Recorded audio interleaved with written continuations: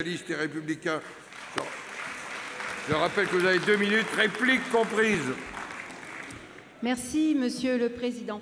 Samedi dernier, il y avait plus de 50 000 personnes qui se sont réunies dans toute la France pour dire stop aux violences sexistes et sexuelles qui tuent une femme tous les 3 jours dans notre pays. Les féminicides tuent. Les violences conjugales blessent les femmes et ne l'oublions pas, les enfants aussi aspirés dans cette spirale. Nous sommes aujourd'hui au 5e plan de lutte contre les violences faites aux femmes.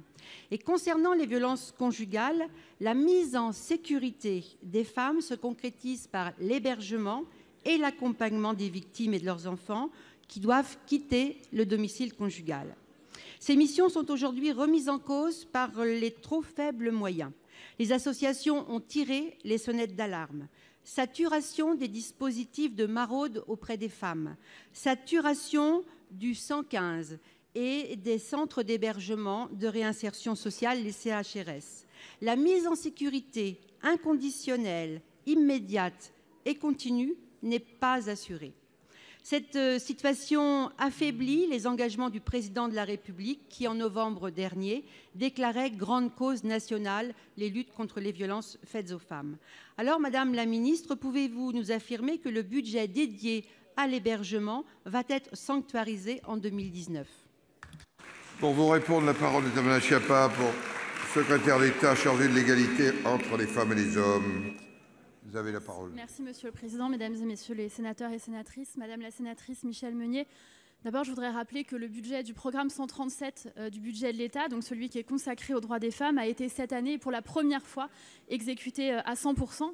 Je n'y suis pas pour rien, évidemment, mais je crois que nous pouvons collectivement remercier le ministre de l'Action et des Comptes publics, Gérald Darmanin, qui a fait en sorte de débloquer cet argent pour les droits des femmes. Donc, nous pouvons le remercier pour cela. Merci Gérald Darmanin, puisque c'est la première fois.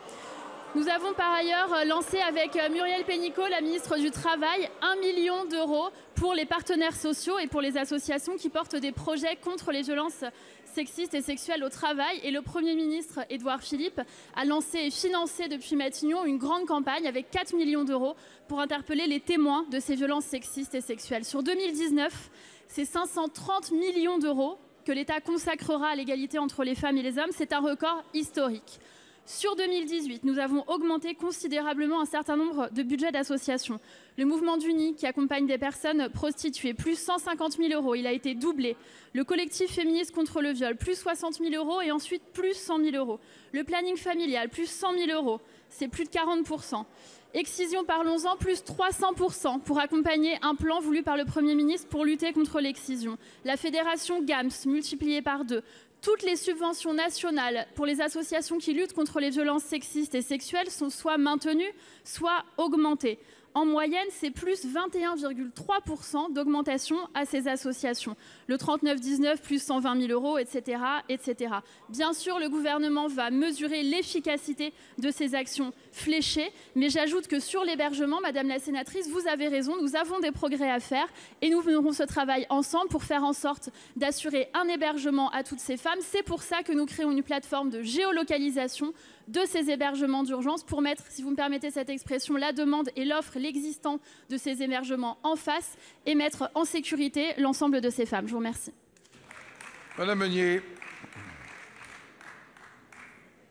Madame la Ministre, vos propos veulent nous rassurer, mais pourtant la réalité est tout autre.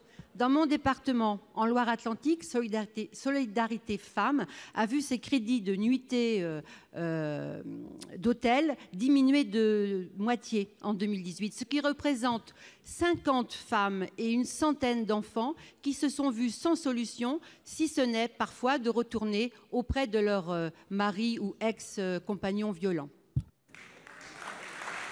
Merci.